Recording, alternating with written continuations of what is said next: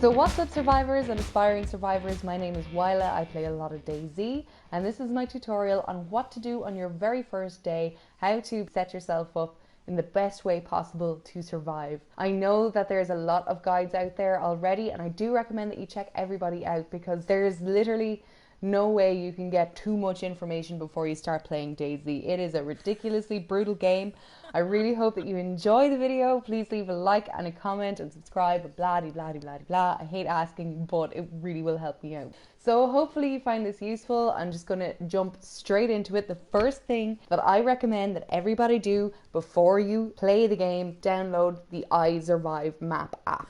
You can play without it. There are maps in game that you can use on picnic benches. There's also the tourist map that you can use, but they are very, very difficult to use, and especially for a starter, I would recommend that you get the iSurvive map app. And many people never actually bother playing super hardcore with just the maps that are available in game. It's difficult enough as it is without making things harder on yourself. So get the iSurvive map app and take some time to explore around it. If you're playing with friends, there is a mechanic within the app that you can start your own map group and tag different areas or bases or whatever location where you are at the moment. So that is really super useful. All you need to do is go into your profile, and if you want to create a new map, just make up a name, make up a password, and then click create. And if you already have a map group that you want to join, you just type in the name, type in the password, and click join. This map also shows up all of the important things that you can possibly want: wells, police stations, landmarks of various kinds, and it will just help you get around an awful lot better than trying to work it all out from the in-game maps. First thing you'll notice when you open up the play button is this list, this huge list of servers. At the very, very top of the list here, you've got 0006, which is a high population with 60 slots. So at any given time, there is 60 people on that map. Down here, then you've got 0024, for instance, which is a medium population, which is just slightly less popular, slightly less busy. And then you've got your low populations, which will be a lot easier to survive on, but also then perhaps a little bit boring compared to your high and medium population. I found personally, from experience, from playing it, that the best balance, as you can imagine, is medium, because there's always a chance that you can run across somebody, but you're not always going to get discovered no matter what you do. If you want to practice, start in a low population server. Another thing about these, they're called official or public servers, is that there is no rules, no moderation. People can dupe, people can glitch, people can do whatever the hell they want. They can build bases in the middle of the military zone. So that's your choices there on the official side. So this is your community servers, and as you can see, there's a lot of these as well. So whereas the official servers are all just like public, vanilla, no mods, no moderation, the community servers all have different kinds of moderation and management. So these are servers that people have bought and paid for. They've set them up themselves. They're running them. They either have an accompanying Discord, or, you know, it just depends on who owns it, what they've wanted to do with it. So let's see, like Coastal Car Chaos. Well, you can imagine in that server, they've probably got all the cars spawning on the coast. They've got everything already in the cars so that they're ready to drive, etc., etc. So different aspects of the game basically are catered for in the different community servers. So you've got PvP servers, which is basically just everybody shoots everybody, and there's usually a lot of loot. A lot of guns spawn with all their mags in them. You might have backpacks spawn full of gear, things like that. And then there's other different kinds. There's like roleplay servers, which I've tried a few of. So if you need to learn a particular aspect of the game in more detail, I would recommend you find a community server that caters to that aspect, because honestly, there's a lot to DayZ. So once you've picked your server, the next thing that you need to know about is your stats, which are visible in the bottom right hand corner. So obviously they're fairly self-explanatory. You have your water, your food, your temperature, your blood, and your overall health. As soon as you spawn in, your water and your food will start to drop. You do spawn in with a little bit of food, and I'll show you how to work the menus in a moment, but for now we're just going over how the stats work. So obviously your thirst and your hunger start to become an issue straight away. So the first thing you need to do is find yourself a well. Next, beside your food and water is your temperature. You can either be too hot or too cold, but when you start out, too cold is going to be an issue. Your clothes are probably going to be in bits, and also if you're too cold for too long, you will get sick. Next to your temperature icon is the teardrop, which is your blood. It's a blood drop basically. So you can start to bleed for a number of different reasons. You can bleed from being hit by a zombie, from being shot, from barbed wire, or also if your shoes are ruined or if you don't have shoes on at all, you will start to bleed. Now, if you're playing in first person, you might not notice you're bleeding. I'm actually just going to let myself bleed here just so that you can see what it looks like in both first and third person. The blood is the most dangerous one for it to drop quickly. I mean, if you are starving, it will still take quite a while for your overall health bar to drop from starving. But the blood becomes an issue within minutes of it starting. So there you go, you can see now that I'm bleeding. The next thing you'll notice is the little number above the slash. That shows you how many bandages you're going to need to fix yourself. So as your blood is dropping, you will start to notice that the colour starts to drain out of your screen as well. So if you haven't noticed that you're bleeding, if you start to see sort of the colour draining out of your screen, that can be an indicator that you are bleeding if you haven't noticed yet. So obviously all of the icons start out white, then they drop to yellow and then to red. You can see that my water icon has now dropped to yellow. I can bring that back up either by obviously drinking water, and some food will also give you water, like fruit, which you spawn in with. If you let those drop to red, then your overall health will start to drop, and that's the cross sign on the very right hand side. The cross will also drop from fall damage, from hit damage from zombies. If you are too cold, it will start to drop. Basically, it's like the final step.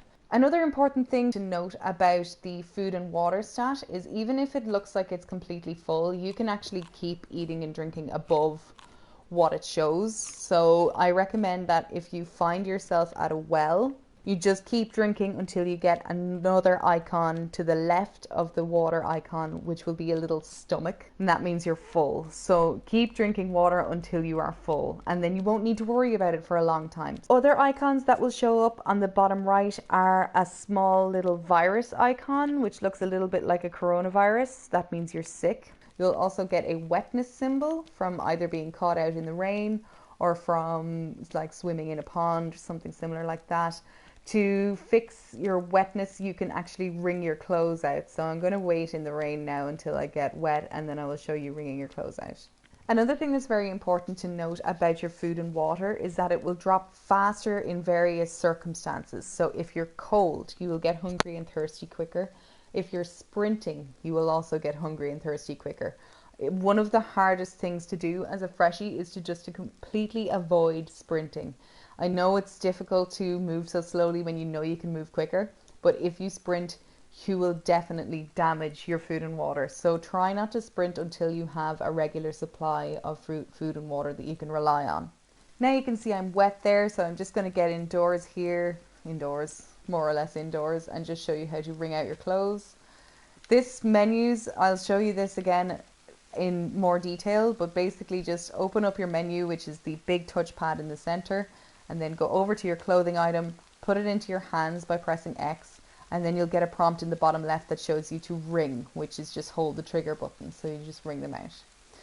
So I've covered all the general stat bars and the icons that can show up beside them. Now let's get into more detail of how to use your menus. So on the PS, touch your big touchpad in the center. That will bring up your vicinity in the top left, your hands in the center, and your equipment that you have on you on the right. Your vicinity in the top left, which will show you anything that's on the ground near you. In your hands in the center is obviously anything that you have in your hands. And then over here is your equipment that you have on you. And then below that will be the different pieces of equipment that have things in them. So if I have a backpack on me here, that will end up showing down here below the crop hiking pants.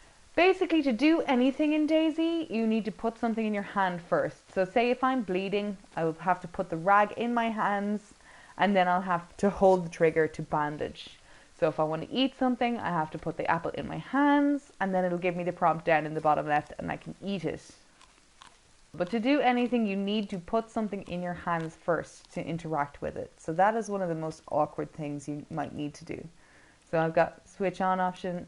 There we go, the glow stick is switched on. You can make all of this a lot easier with the hotbar. So basically go into your inventory, you hover over what you want to put on your hotbar, and then you click in the left analog stick and hold it in, and then you go to the slot where you want to equip to your hotbar. Then to get to your hotbar without having to press the big menu button, or one will bring it up, then obviously you swing the right analog stick to what you want and press X to take it out. So just for the sake of giving you guys the best start I possibly can, I'm back here now in my regular server with all my regular gear. So this is obviously an awful lot more confusing when you have more shit. I mean, it's still, like, because it builds so slowly, you will generally get used to it quite quickly. One thing that you will need to pay attention to is that your gear has health. Now, if you look up above the hands, right in the center top there, just in front of my face, it says hunting knife damaged. I can fix it either with a sharpening stone, which is specifically for blades, or duct tape, which is generalized. It fixes basically anything except for guns. So I'll use my sharpening stone on my hunting knife. See in the bottom left there, it's got the health bar, and that is about to go green. So that's gone back to worn, which is as good as you'll get unless you find it pristine. Stuff will just be worn. You can't repair it any better than worn. We call it a gear check. Just keep an eye on all of your gear, especially your shoes. Because if your shoes wear out to the point where they are ruined and they're not repairable anymore, you will start to bleed out of nowhere, and you won't know why you're bleeding because you won't have been hit by a zombie, you won't have been shot, you're just bleeding all of a sudden, and you can die. You can die because you just keep bleeding. So you have to keep an eye on your gear. If something is ruined, it's not repairable, and if you take it off, like say if my backpack was ruined, and for some reason I took it off without realizing that it was ruined, I wouldn't be able to put it back on my back. As long as you don't take it off, it's okay. But if you take off a ruined item, you won't be able to put it back on. So you need to keep an eye on your gear. It's very important that you maintain your gear as much as you can. The handiest thing when you're eating is just hold the food in your hand and then use the knife from your inventory. And then the food is still in your hand, so you don't have to dig it out, and then you can eat it. Okay? Still very, very simple stuff. I'm about to get into something just a little bit more complicated, right? So you can use an axe to collect firewood. I'm gonna show you how to make a fire. It's not that easy. It's just not that easy. It's worth explaining it as well, because like if you have food that you can't cook and it needs to be cooked, like meat, which is the only food that will really fill you up properly, you need to know how to make a fire. Okay, so you can chop down bushes with an axe, obviously, or knives. Machetes will also do the trick. The more fuel you have, the longer your fire will last. Something actually that's quite handy I can show you about stacking. So if you want to, you see it says up here 3 out of 5 in the top left, 3 out of 5. So you can have a stack of 5. So if I combine those, I get a stack of 5 and a stack of 1. So to make a fire, you're going to need fuel and kindling. There's a few things that you can use for kindling. You can use paper, which you get either from finding it around the place, from other people unpacking nails or bullets, or you can just unpack a box of bullets. Right, so then you hold your paper or hold any part of it in your hand and then look at the other part and then hold R2 and you'll craft your fireplace. Okay, so that has combined, now down here in the bottom left you can see that has combined a stick and one stick and the piece of paper and has created a fireplace, which now has all of these slots for stuff that I can add. Most of this you don't need to pay attention to at the start. It's stuff that you can learn as you go along. But if you want to put more fuel in there, hold the fuel in your hand, move the cursor. You see the cursor here is moving left and right. Move the cursor onto the stick, click it in, hold X, and then move your cursor over to the fuel and then release. And then it will stack on top of that. You can also, like, that's the drag and drop. It's awkward on PS, trust me, but you have to drag and drop a lot of stuff, so it's worth knowing how to do. So if you don't have matches or a lighter, you can combine bark with a stick. So have the bark in your hand, move over the stick, or vice versa. click circle, combine. Now this shows you this menu here. You see it says either craft fireplace or click R2 to get the next recipe. So click R2, craft hand drill kit. So you don't need matches or a lighter, you can make a hand drill kit. It's single use and it's awkward to have to make them every time if you don't have lighters or matches. But if you have a knife, you have fire. You don't need matches, you don't need lighter. If you have a knife, you can make fire.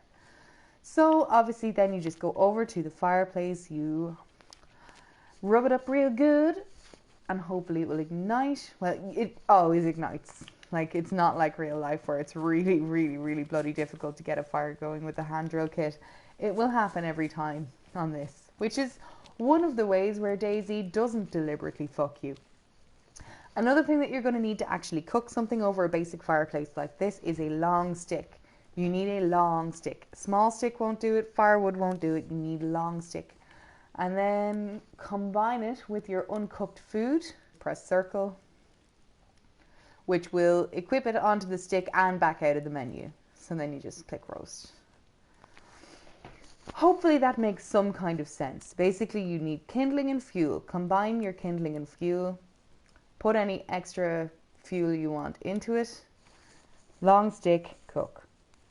Or light it obviously would help. And then get your long stick and then cook. When the fire is going, you can keep adding fuel to it, and it's actually really handy since the update. You don't need to drag and drop it actually. You can actually just hold the fuel in your hand, look at the fireplace, and it will give you an option to equip.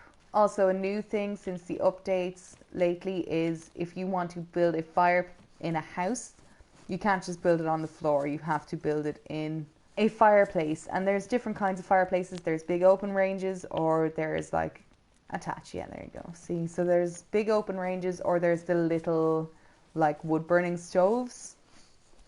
Either way, you can light a fire in them. And if you have a pot, I don't actually have a pot, so I can't show you that, which is kind of annoying. But if you have a pot and you use a fireplace in a house, you can place the pot on the grate and you can actually cook a lot more, a lot quicker. So that's worth having a look at. Unfortunately, if you cook in a house, fortunately or unfortunately, because it's super fucking cute, but if I lit a fire in that house over there, there would be smoke coming out of the chimney. So if you're in an area that might have somebody walking nearby and you've got a fire in the fireplace and they see the smoke coming out of the chimney, obviously they're going to know you're there. But the same is true if you light a fire in the wilderness. It's just the smoke doesn't go as high. For one thing, and for another thing, you're just less likely to be seen when you're in the middle of nowhere. So one thing that I just wanted to say in terms of getting knives is something that might save your life someday. Here's a small stone. Along train tracks, in areas of gravel, and along hiking trails, you will find small stones. They're rare enough on the coast, as with anything else. People pilfer them as quick as they can. A lot of the times it's because people want to kill themselves. But check this out. If you can find 2 small stones, leave one of them on the ground, one of them in your hand, and you'll get an option to craft a stone knife. Now, the stone knives are not durable. They won't last you very long. But if you're about to starve and you need to skin a chicken, then it'll do. It'll do a lot better than nothing will. So I want to thank you so much if you made it this far. Hopefully you found this tutorial useful and inviting, because a lot of people, I think, they start DayZ and it's just a little bit too much for them and they quit too easy. There is a hell of a lot more to go over. I haven't even scraped upon things like clothes, cars, guns, base building, any of that. There's still just a heap to do. And in the next video, I'm going to do a coast tour, which will hopefully get you familiar with all the different spawns, the different things you can expect from each spawn. And, you know, it's just a little bit more detailed, a little bit more helpful with the navigation, and hopefully you'll get some value out of that too. So if you don't want to miss that, remember to subscribe and hit the notification bell.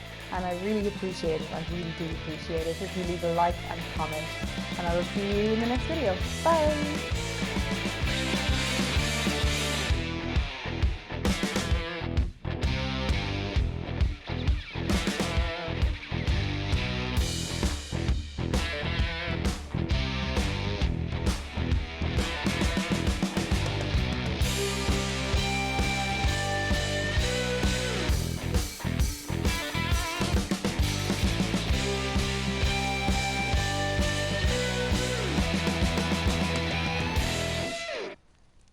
I'm fucking done with this. I have to stop.